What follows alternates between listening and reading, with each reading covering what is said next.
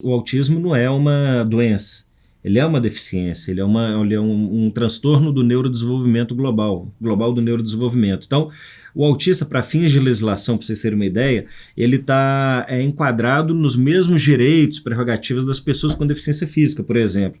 A partir da lei Edith Piana de 2012, aprovada pelo Congresso Nacional, os autistas estão enquadrados, então, nesse escopo. Então, não tem cura, vai ser autista pro resto da vida. Aí existem algumas dificuldades. Primeiro, compreender corretamente o que é o autismo, suas peculiaridades, a forma que ele manifesta, né, os tipos que nós temos, dos níveis de apoio. Depois você tem um segundo movimento, que é a questão da negação. A família, quando recebe o diagnóstico que tem autismo, a criança tem autismo, a primeira coisa é negar. Não aceita, contesta. Ah, não, porque diz que o do vizinho demorou a falar também, mas disse que o outro também era assim, assado.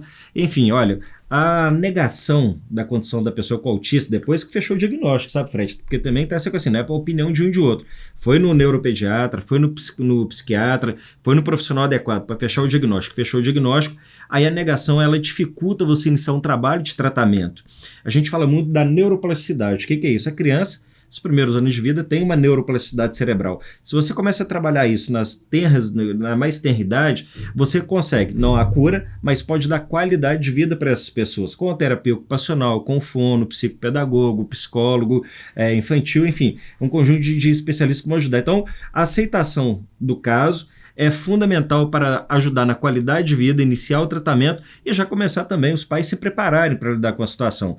Há muito que a gente chama assim, um luto, né? Toda vez que você vai anunciar para um pai que ele tem um filho que tem algum tipo de deficiência, vira um luto. Então isso é superável, compartilhar com outras pessoas, com grupos de amigos, com associações, é fundamental para a gente poder estar viabilizando. Aí depois tem aquelas dificuldades que são de ordem da busca por direito, né? Às vezes você não tem na rede pública o terapeuta ocupacional, você não tem o fono, você não tem o psicopedagogo, às vezes na rede privada as pessoas não têm direito para pagar, tá certo? O diagnóstico demora a vir, demora a fechar o diagnóstico, esse é um problema. A garantia da educação inclusiva de verdade é um problema. O acesso a medicamentos, quando é prescrito, que tem um caso que é mais grave, é difícil, tem medicamento que a rede pública ela não oferta, é outro problema. Depois que o autista vai crescendo, que a gente fala, parece que a gente só fala de criança, né? Como se só tivesse autista e criança, mas tem muito autista adulto.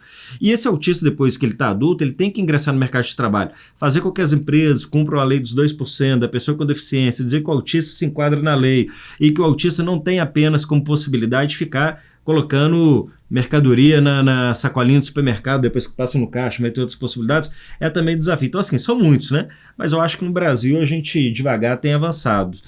Hoje eu entendo que nós já temos mais avanço do que há algum tempo e percebo que adiante nós vamos avançar mais.